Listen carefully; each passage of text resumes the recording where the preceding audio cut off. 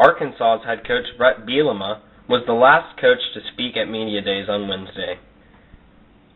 He talked about recruiting and the disadvantages that he had inheriting a team that he did not recruit.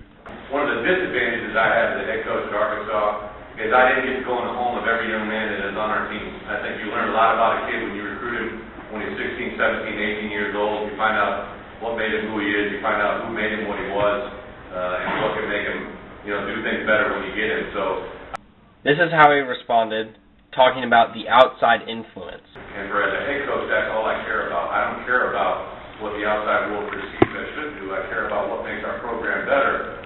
He responded to questions about winning SEC games. I think the first thing that I have to think our players understand, and our coaches, every game is won or lost, but a lot of times teams lose the game before you win it. And I mean that if you don't understand it, probably why you don't coach. This was his response to a question asked about the biggest culture shock from him moving to the SEC. Winning versus losing. I've been able to have a tremendous amount of success and won 3 straight championships, but that's why I came here. I didn't come here to lose. He spent a little bit of time looking intrinsically. I think the biggest thing I took away, especially after the season, is you have to be true to who you are and what you've been.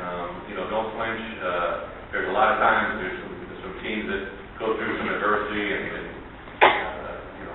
for sure a team that doesn't win a game in their conference race, they're going to change our philosophy. You got a new idea. You got to do this, do that.